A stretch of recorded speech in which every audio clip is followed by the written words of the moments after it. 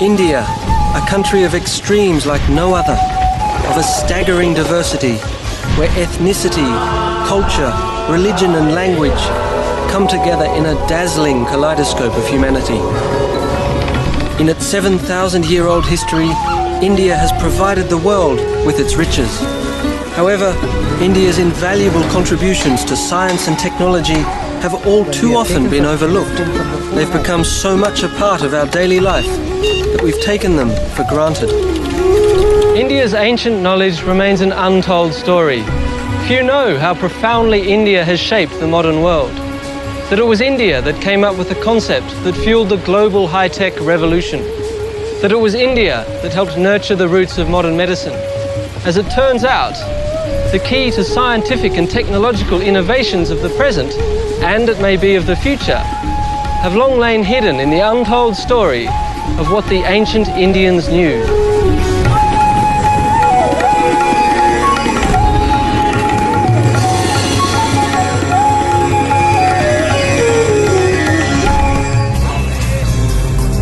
The colourful impressions in the ancient city of Delhi are almost overwhelming for someone coming from the West. Exotic and totally foreign, they reflect a culture that has one foot in the past and the other solidly planted in the future. With poverty on one side, India has one of the fastest growing economies on the other. India is poised to lead the world into the future. Just why is an important part of the untold story of India's scientific and technological contributions. Contributions that have been decisive in shaping the present.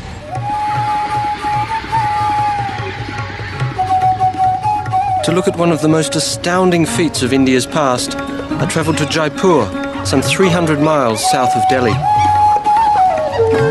Jaipur is famous for its legendary Pink Palace, but I was looking for a scientific treasure of magnificent scale. Here in Jaipur, the Hindu belief spurred an innovation of unprecedented precision. Much like in the modern Western world, the movements of the sun, the planets and the stars were believed to affect human life. In order to determine the most auspicious times for important events, like festivals or marriages, precision was crucial. Astrology, a pseudoscience claiming divination by the positions of the planets, the sun and the moon, gave rise to one of India's oldest and most important sciences, astronomy.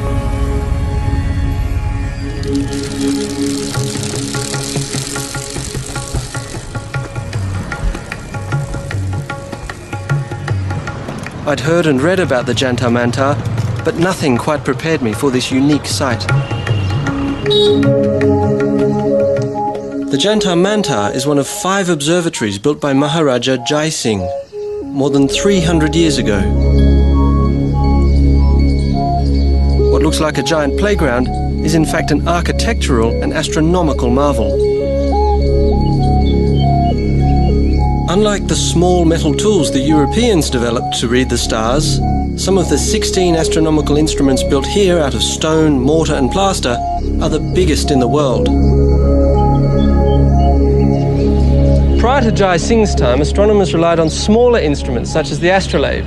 The immense forms that Jai Singh built here and elsewhere in India are the only ones of their kind. Why is it that an instrument like this is so big? Resident astronomer Dr. S. Bhattacharya explained the importance of scale. Circumference and the large number of markings you can have on the circumference and really small angles you can measure through. And is that true of all of the instruments? They're all so big because that makes them all more accurate? Yes, exactly. Measurements can be really accurate. So the bigger it is, the greater the precision? Yes, exactly. The larger there is the circumference, then the smaller angular measures you can mark on these dials.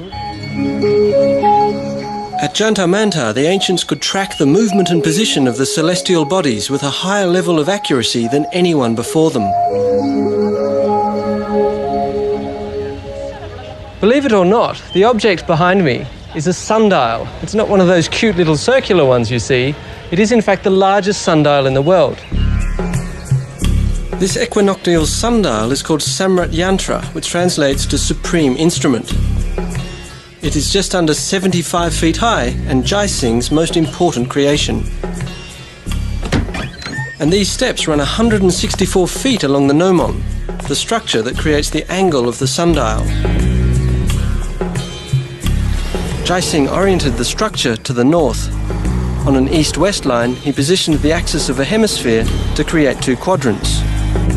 Using geometry, he calculated the angle of the ramp at 27 degrees, equivalent to the latitude of Jaipur. So the ramp points exactly to the celestial North Pole. The shadow from the ramp falls onto the quadrant showing the local time, accurate to within seconds. So can you tell me how accurate is this sundial? Well, that's Dr. S. Bhattacharya, the assistant director of the nearby Birla Planetarium, explained Samrat Yantra's accuracy.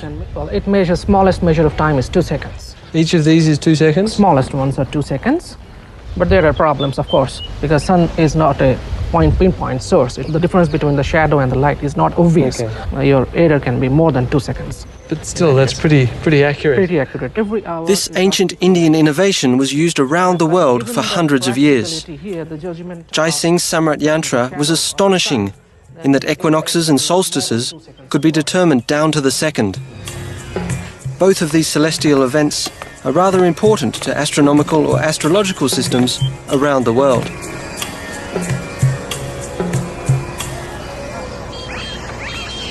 But he didn't create something out of nothing.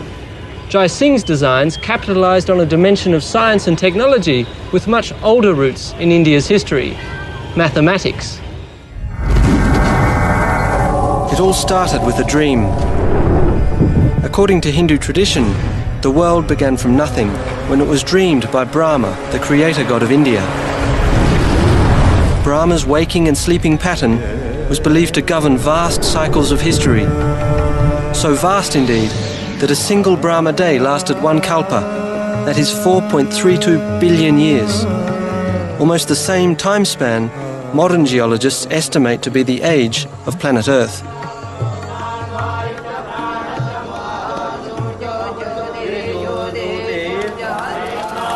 Ancient Hindu chants and writings contain calculations of these Brahma cycles, outlining Indian mathematical works back to the 4th century BC.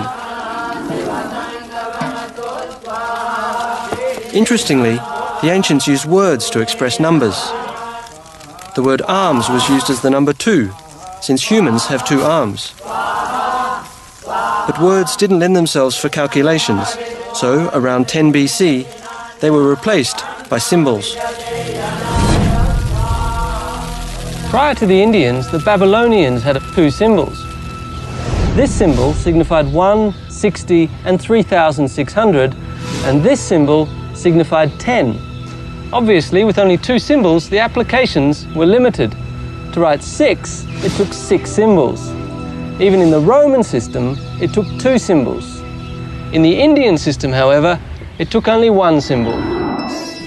For more convenience and accuracy, the ancient Hindu language, Sanskrit, replaced word numbers with 9 single digits. It is the Indian system of 9 digits that we use today.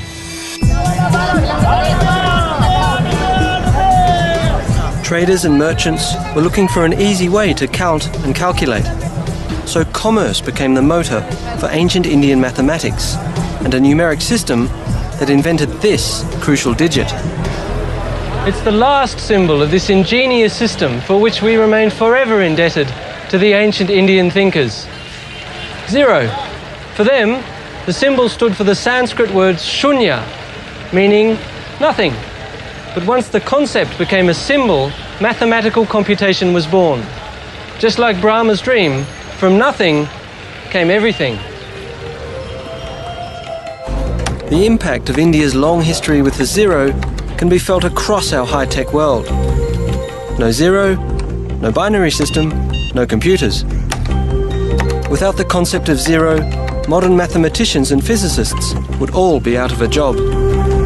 All of this, the computers, the software, would be impossible without the preeminent ancient Indian invention, one that's been called the equal of any single human achievement, right up there with mastering fire or the invention of the wheel, the invention of the concept of 0. Numbers have become so much a part of our daily lives that we forget where they came from. And if you ask most people about the origin of our numbers, they'll probably say they were Arabic, and that would be wrong. It's not difficult to see how this mistake occurred. Arab traders introduced the 10-digit system to the West around 900 AD. But even in their own records, Arab scholars refer to the Indian system. In all likelihood, the Arabs picked up the Indian way of counting in a marketplace, much like this one.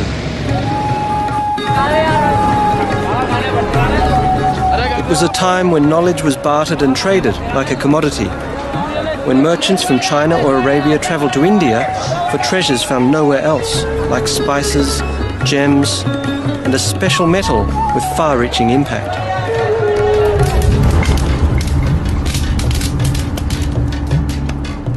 In search of the first advanced material in the ancient world, I travelled north to the foot of the Himalaya mountains to find clues to the legendary Wootz steel.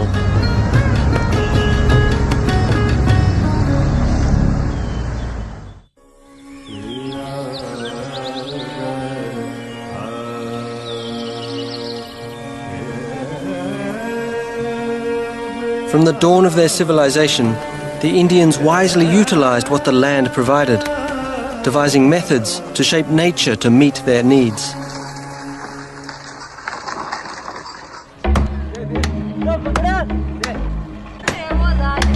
India's history of metalworking is documented in some of the oldest written records in the world. It is legendary. Yet only a few tantalizing clues to the source of that legend remain. Here, along the road to the Himalayas, I'd heard there were groups of itinerant workers who still retained one of the main skills of the ancient Indian metalcraft.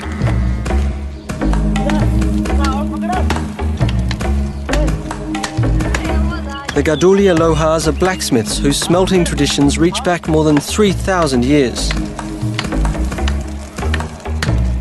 Watching them hand-forge simple tools carried me back in time.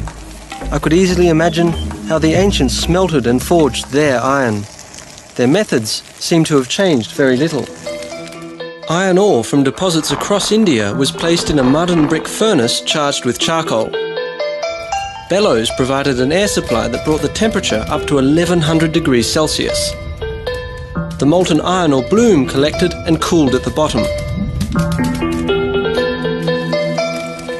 In order to make a tool or a weapon, the ancients reheated and hammered the bloom into shape, much like these lohars do with bars of scrap iron.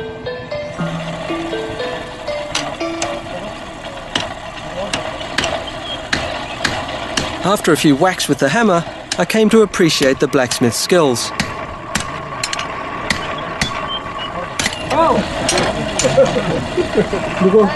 And what's more, I realised that while the ancestors of these lohars forged everyday tools that contributed to India's wealth, it wasn't sickles but swords that brought the world to India's shores.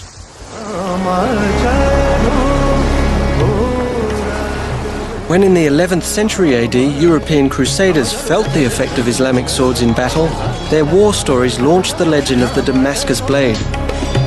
One blow from the sword, they said, could cleave a European helmet without turning its edge, or slice just as easily through a floating silk scarf. Though the swords were forged in Damascus, the capital of modern Syria, the steel and the technology came from India.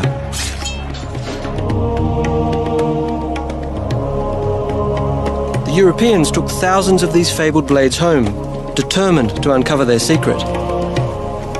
Yet, the formula remained a mystery for centuries.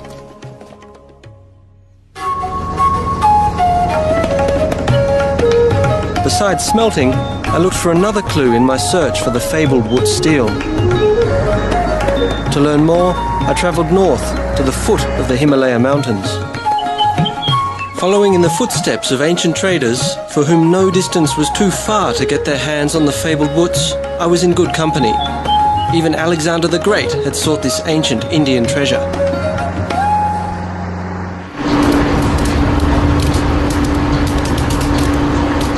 Today at Windlass Steel Company in the town of Dehradun, they're making replicas of the Damascus blade.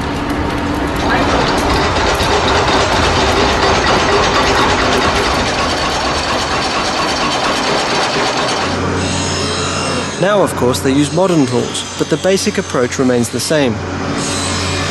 Forging, shaping and polishing constitute the major steps in creating a blade. Still, the big question remains whether the modern replicas retain more than just the look of the legendary steel.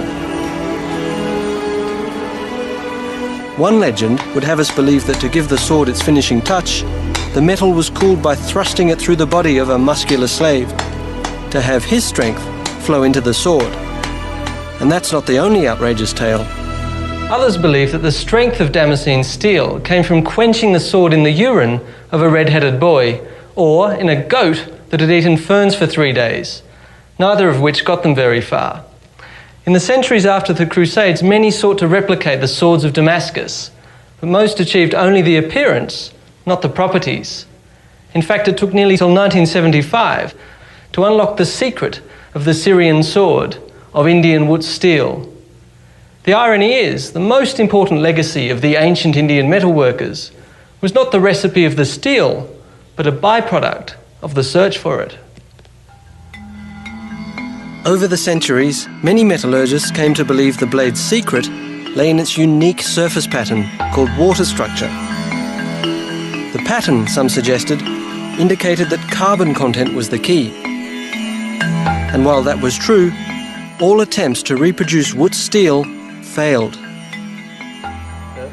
And we have some latest equipments also. In a modern lab where they develop new steel products, I met Mr. S.K. Mahajan, a sheet metal expert. Okay, what changes with steel? He's benefiting from the search for the secret to Wootz steel. There are a lot of developments in the automobile sector, white goods sector. Across Europe, researchers compared different metals under a microscope. They never found the secret to the magnificent metal, but what they did find was a lot of very useful information. So one byproduct of the search for Wootz steel was metallurgical microscopy. Discovered in 1822, it is still used today to evaluate the strength and purity of metals. So this is what happens inside? This side, I'll show you the rolling mill. To see another byproduct of the search for Wootz steel, I took Mr. Mahajan up on an offer to inspect a rolling mill. This is one of the largest sheet metal producers in India. For centuries, metallurgists and blacksmiths tried mixing iron with everything from zinc to lead in an effort to replicate Wootz steel. Along the way, they took note of various new combinations and the interesting properties they had. In 1822, an English researcher by the name of Michael Faraday added chromium. He didn't get Wootz, but he did get a steel alloy which we could hardly live without. Stainless steel evolved from Faraday's inspired research. What would we do without it? Using heat and pressure, the alloy steel sheets are processed to become appliances, automobiles, and other everyday tools and utensils. What makes stainless steel so desirable is that it doesn't rust, a property we easily take for granted. Today, steel alloys are the backbone of modern life, everywhere in the world. Owing a profound debt to the ancient Indians, we use them anywhere from airplanes to operating rooms. But besides Wootz steel, the ancient Indian metalworkers had more tricks up their sleeves. And to see some of their most monumental achievements, I travelled to the East Indian state of Orissa. Because it was here where in the 13th century AD, King Narasimhadeva commissioned a magnificent temple dedicated to the Hindu sun god Surya. Sun worship is one of the oldest forms of religion, not only in India.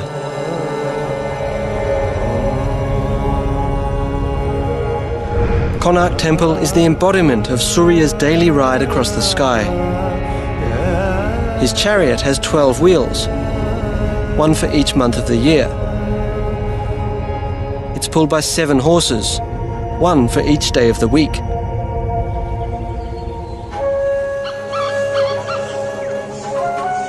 Konark Temple is one of India's most astounding sights. Though much of the original structure has decayed, I could see that the remains bear witness to the accomplishments of the ancient builders. Researchers know a lot about how the temple was built because of the locals' deep attachment to it. The ancient Indian contractors kept detailed accounts of the construction on palm leaf manuscripts like this one. But some local families kept the original manuscripts, from which we have an astonishingly detailed record of the project, stretching back 1,000 years. Organised with mathematical precision, the manuscripts tell of a highly technical building process which was completed in only 12 years. Stone blocks were the principal building material. Ironworkers played an important role in this ancient construction technique. They were the ones to forge these interlocking clamps, designed to hold the stone blocks firmly in place. What is new in this temple is that its builders relied on the innovative powers of the ancient metal workers. Using the same basic technique of heating iron ingots and hammering them together, blacksmiths created beams up to 20 feet long and weighing over 5 tons. You can see here where the individual ingots were joined together. In so doing, the ancient blacksmiths created the first beams used in construction, a remarkable application of a simple technology. Though there's evidence that other cultures used metal to join sections of stone, the ancient Indians were the first to incorporate long metal beams as structural components. This is an impressive piece of engineering. Hand-forged iron girders support massive stone lintels to form the supporting structure of the building. During early explorations of the site, more than 20 girders were found throughout the temple. Now, given that each of these girders weighs around 10,000 pounds, and the stone lintel probably just as much, it's truly amazing that the workers could lift such a massive weight. The mystery was solved when researchers analysed the palm leaf manuscripts. It seems the builders relied on an imaginative mechanism created by the blacksmiths and a local source of auxiliary power. Using hand-forged iron pulleys and ropes, the stone lintels were placed on wooden planks. Elephants were trained to step on these to raise the lintel pieces in the air, while a team of men pulled on the ropes to set them on the girders. Throughout the construction, elephants did the heavy work. From lifting to grading, they were not only the cranes but the bulldozers, levelling the building site before the foundation was laid. Their labour has made them immortal.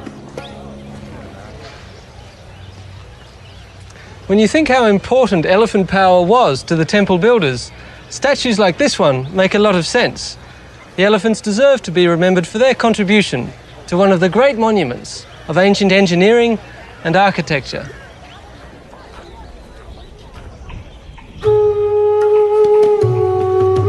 While temples like Konark rise to the skies as monuments to the innovative power and riches of ancient India, other extraordinary structures were built in the opposite direction. Underground water buildings like this one became the legacy of the ancient Indian craftsmen. They were the lifesavers in the ancients' never-ending struggle against flood and drought.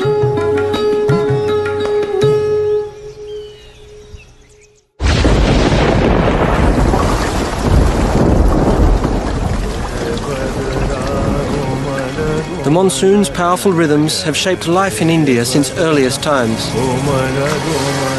Today, they continue to do so. 90% of India's rain falls during a 3-month downpour. The deluge saturates wetlands and swells the sacred rivers, which Hindus view as goddesses, brought to earth to help humanity.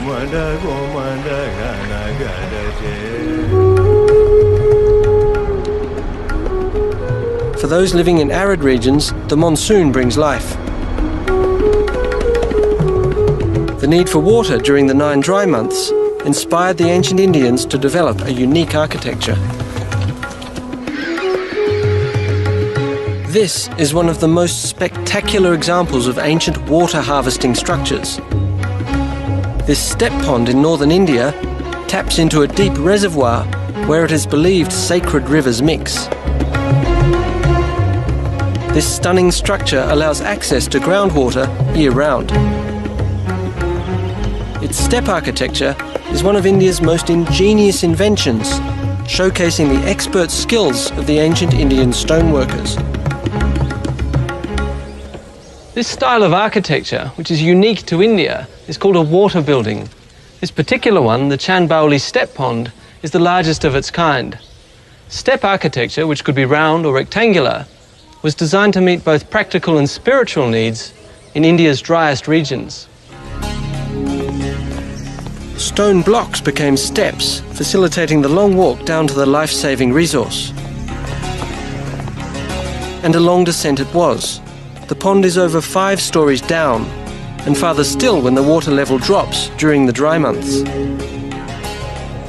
With stone blocks, you could build square corners and curves and keep the layers level, regardless of the incline. Whereas temple architects used stone blocks to build upwards, creating vaults and chambers. Step wells and ponds were built in the reverse direction. But first, they had to find the water. A large tree was often the clue to the source. Near the tree, a rectangular well was dug to check the depth of the groundwater and confirm its purity. The well was widened into a rectangular pond, which was then lined with stone blocks. The step architecture kept the walls close together to reduce evaporation and ensure that the pond stayed cool. Allegedly, this was done with a special effect in mind. Indians have a long tradition of water cooling methods. Evidence indicates that evaporation was put to a novel purpose centuries ago. European accounts of the 19th century tell of rows of shallow pottery vessels containing water, which were covered with straw and exposed to a draft.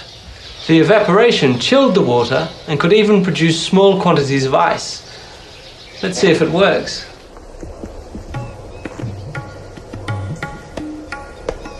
I waited only a few minutes, and while I didn't expect to see any ice, the thermometer told me it really works. It's actually dropped by a few degrees.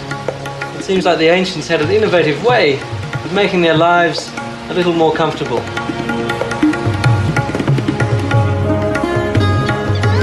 Dating back 1,000 years, water buildings like these show the advancement of ancient Indian science and technology.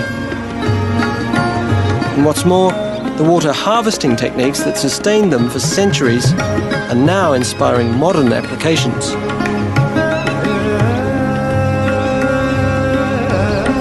One project may just become a role model for others. Laparia is a small farming village some 2 hours' drive from Jaipur, in one of the driest regions of India. In a good year, the 3 monsoon months bring 12 to 35 inches of rain to Laparia, and that's usually enough to provide water for the people, their livestock and their crops all year round.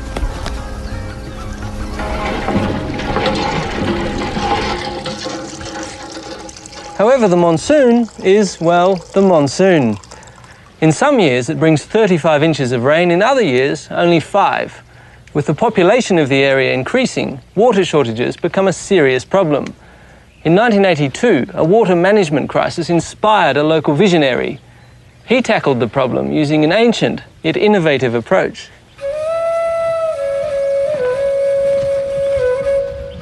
हम सब लोग इकट्ठे होकर के और सब लोगों ने मिलके काम किया. Laxman Singh, a member of a prominent local family, has dedicated his life to reviving traditional rainwater harvesting methods in a parched and barren land.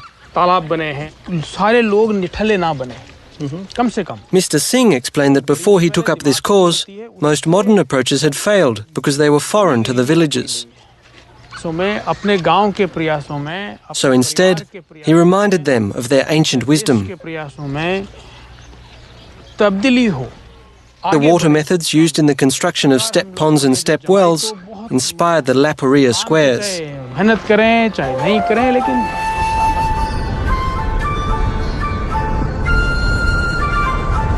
Based on an ancient technique, the starting point is a gentle slope in the landscape. A large patch of the slope is divided into rectangular units of approximately 200 by 400 feet. Each unit is enclosed by dikes along the three sides that lie towards the lower part of the gradient. They're called chaukas, meaning squares. This zigzag pattern on the land allows rainwater to enter the square and fill it up. Excess flows into the next square and then onto the next. Runoff flows into a storage pond or tank. Collected water percolates through a soil filter into the groundwater, which is pumped up through the village wells. As Mr. Singh explained the process in more detail, I realised that this low-tech, high-intelligence irrigation strategy manages a limited water supply most efficiently. In fact, Laxman Singh's approach was producing more drinking water as well as sufficient water for their pastures and farmlands.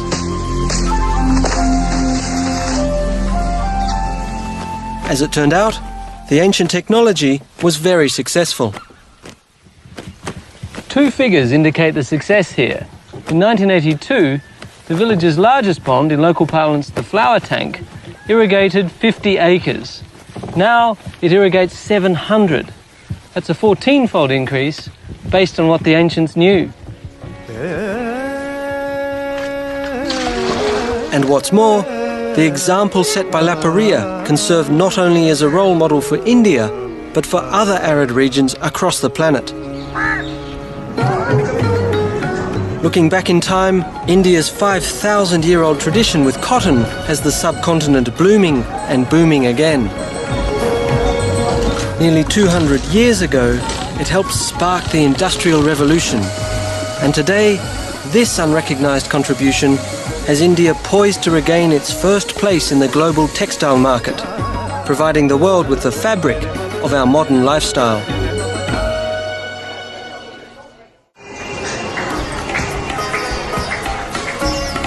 This is the Chandi Chowk Bazaar in Old Delhi. For thousands of years, traders came here to find something only India could offer. A fabric so versatile that when its virtues, soft, fine and airy, were revealed, the demand fueled an economic surge that changed the world.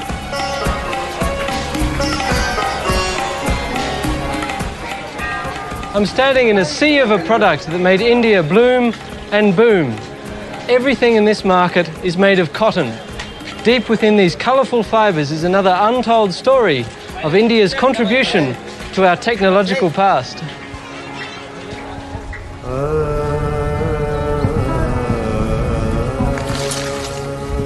Cotton was first domesticated 5,000 years ago in the Indus Valley, a part of ancient India that is today located in western Pakistan. Each fibrous bloom is called a bol, which contains many tiny seeds. Rich in vitamins and oil, ancient farmers fed the seeds to their livestock long before the true treasure of the plant was discovered. Called wool-bearing trees by the Greeks, cotton plants were traded across the ancient world, but few devised an efficient technology to mine their magic.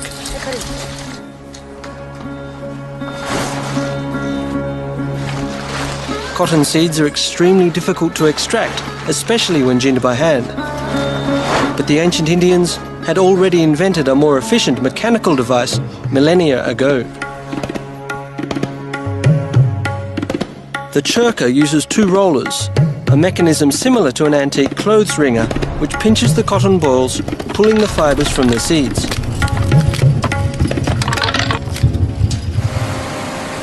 Modern ginning machines borrow the principle from the ancient churka, which was the standard ginning tool for nearly 4,000 years. When in the 18th century the Europeans tried to mass-produce Indian-quality cotton cheaply, something unforeseen happened. European inventors stimulated the Industrial Revolution, launching the age of machines. And although machines were able to replicate most of the legendary Indian process, one crucial manual step was never duplicated by a machine.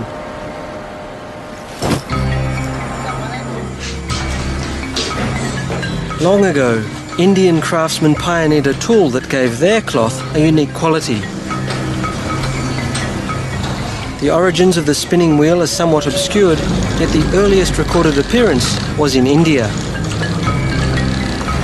For millennia, thread was spun by hand and with simple spindles. Then, around 1,000 years ago, the spinning wheel was developed. It was a simple, yet enormously efficient technological leap. The wheel turns the spindle, which gently twists and collects the thread. The spinning wheel was so efficient that in skillful hands the normal daily output could be doubled, and yet the legendary quality was retained.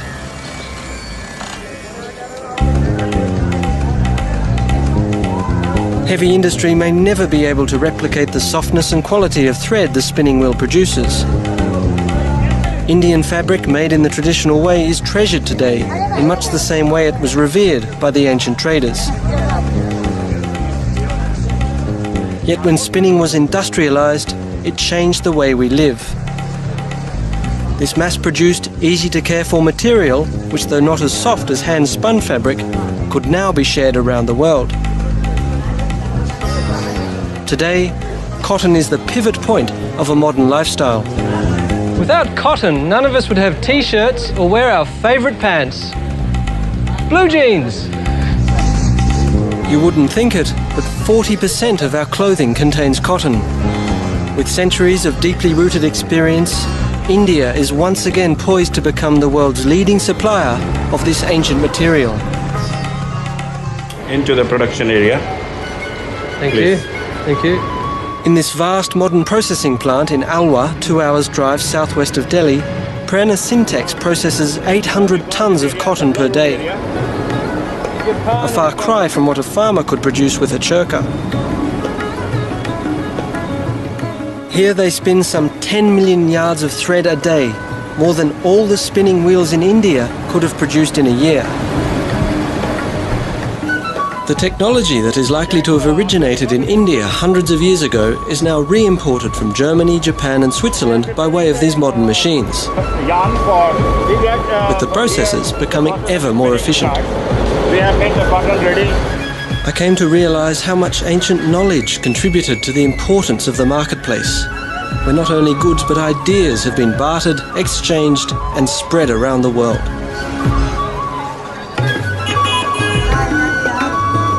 For thousands of years, merchants have come to buy, sell and trade here in the bazaars of India, returning home with Indian cotton goods, new ideas, perhaps ingots of raw wood steel, and of course the famed Indian spices so coveted around the world. Many of these spices have medicinal properties. In ancient times, most medicines came from plants. According to the ancient Indian physiological texts, the state of one's health can be attributed to one's eating habits. Science has shown that some plants have curative powers. Willow bark is the basic ingredient for aspirin. Spices like garlic are believed to boost the immune system and help with minor ailments. Drawing from these ancient prescriptions, herbal medicine has become big business not only in India, but worldwide. Native spices and herbs are mixed in a variety of combinations by more than 8,000 pharmacies.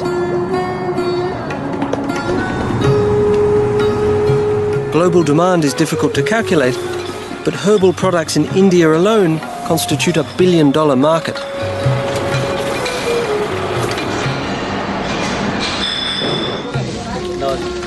Herbal medicines are distributed in more than 20,000 dispensaries nationwide. But the use of herbs and spices is only one step towards health in India's comprehensive medical philosophy.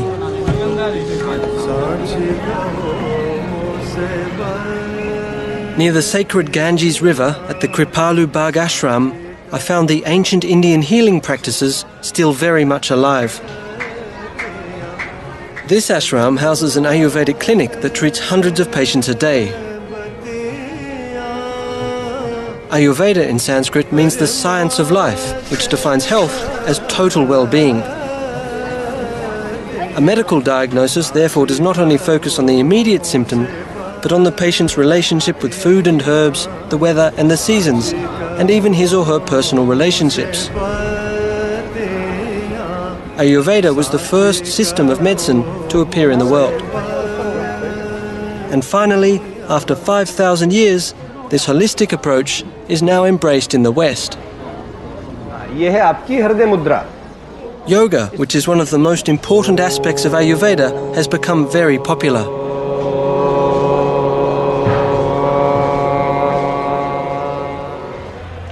I'm here to learn what I can about Indian medicine. Since it all began with yoga, yoga is where I begin. Let's see what they can teach me.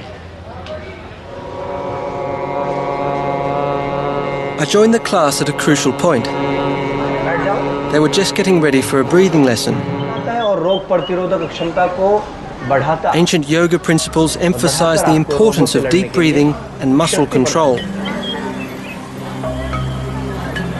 Recent findings indicate that yoga boosts the cardiovascular system and relieves anxiety.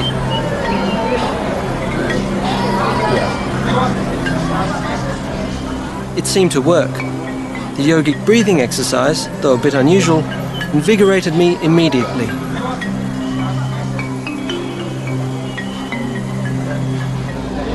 Well, it may look simple, but I've just learned that breathing, which is one of the foundations of yoga, is a complicated business. I have a lot to learn.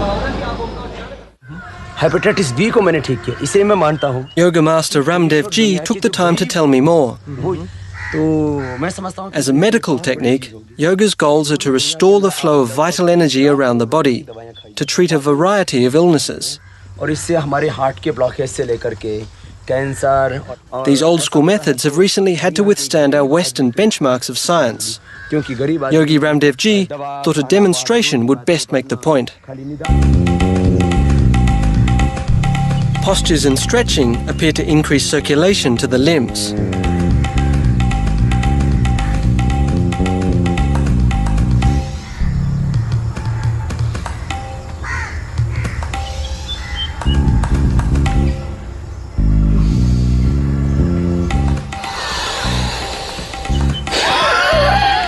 Deep breathing induces relaxation, and with practice you can gain control of muscles you never knew you had.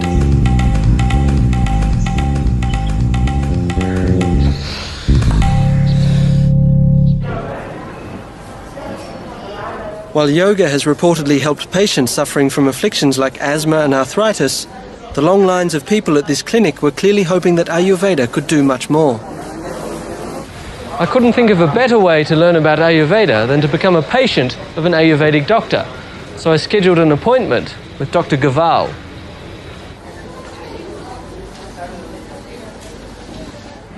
Hello, can I come in? Please. I have a prescription letter. Yes, please sit down. Thank you. I would like a checkup. Okay, I'd like a please. general From Ayurvedic where? checkup, please. From where? Australia. Okay, I tell you what is Ayurveda. Dr. Gaval explained that in Ayurveda it is all about your humours. विज्ञान है. Good health has to do with the balance of internal forces or doshas. एक तरीका सिखाता है हमें. But to begin with, Dr. Gaval started like any Western doctor would. Chest, okay. He listened to my heart and lungs. Yes, yes, yes. Okay, ठीक. Okay. Then he switched to Ayurveda. First of all, I see your nails. It's good. He examined the colour and texture of my fingernails and eyes, which could indicate a dosha imbalance. Just like I have. The pulse examination was the clincher. My nerve. Since 13th century Vedic texts, pulse examination is one of the oldest forms of medical diagnosis. Pith and cough. Each of the three internal forces or doshas pulses through the radial artery. Body is made up. Dr. Gaval's index finger read Vaya, which stands for air and ether. His middle finger picked up Pitta, that is fire and water, and Kapha, earth and water, registered on his ring finger. हम उपयोग करेंगे. Then your nadi is completely fit now. Thank you. Okay. ठीक है? You are totally fit. Oh, I'm glad to hear. Once he had pronounced that my doshas were in balance and that I was in good health, Dr. Gaval taught me some of Ayurveda's little-known accomplishments. आपके शरीर में सम है. It was amazing to learn that hundreds of years before European medicine, Ayurvedic doctors had already developed a remarkable range of specialties. They included psychiatry, pediatrics, ophthalmology, toxicology, gynecology, and surprisingly, surgery. As it turns out, the ancient Indians had designed surgical instruments and developed unprecedented operating techniques centuries ago. Recently, one of their ancient techniques, which was once used to repair a punishment for adultery, has become rather popular. Leaving a single line. Throughout India's history, even medicine has taken its twists and turns. Tracking the legacy of the ancient Ayurvedic surgeons led me to one of Delhi's largest hospitals. I had arranged a meeting with Dr. Lokesh Kumar, a plastic surgeon. Familiar with Indian medical history, he assured me that one ancient Indian invention in particular was making a lot of people very happy today. In ancient times, the standard punishment for adultery was removal of the nose. This gave ancient surgeons plenty of opportunities to practice rhinoplasty, or, as it's more commonly known today, a nose job.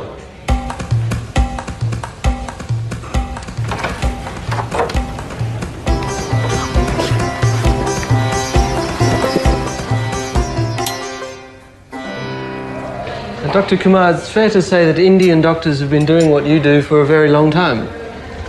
Well, this operation of rhinoplasty, it evolved in India. The earliest description, that is 600 BC, was the tissue taken from the cheek. Right. But the basic principle remains same. So what you're saying is that the practice you do today is exactly the same as the ancient practice? That's right, because the reconstructive rhinoplasty has been practiced for ages. We mark Except for a slightly different measuring technique, little has changed in the procedure invented by the ancient Indian surgeons. For making the nose. A leaf was used to measure the area to be covered. A flap of skin was dissected from the cheek or the forehead and flipped over. One side remained attached to provide the blood supply. The flap was then sutured to scarified areas on the cheek. Wooden tubes were inserted to form the nostril. The essential technique of moving skin from one place to another is exactly the same as the ancient technique. Well, that's right. Why we take the tissue from the forehead is because the skin here is quite elastic. And when we have taken sufficient skin from the forehead, we can actually mobilize the skin to close the defect. So you can get a new nose and clean up the wrinkles on your forehead all at the same time. Well, that's right. You get the forehead wrinkles removed as a bonus. I wouldn't mind a bit of that. What most impressed me about my visit to Dr. Kumar's was the sheer antiquity of plastic surgery. For centuries, this ancient Indian idea has been a true blessing for those who desperately needed it, and for those who are merely looking for a little improvement.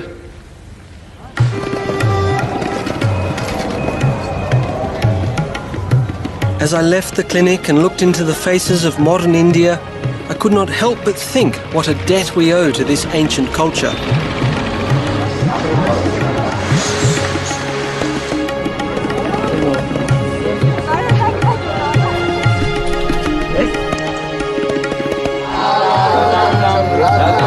From mathematics to architecture, what we wear to what we eat, our lives have been shaped by an ancient wisdom. For 7,000 years, India has provided the world with its riches.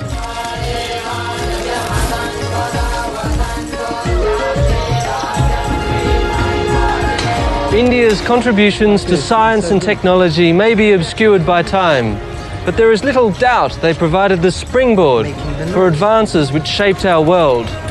Given India's track record, one thing seems certain: what the ancient Indians knew is worth rediscovering.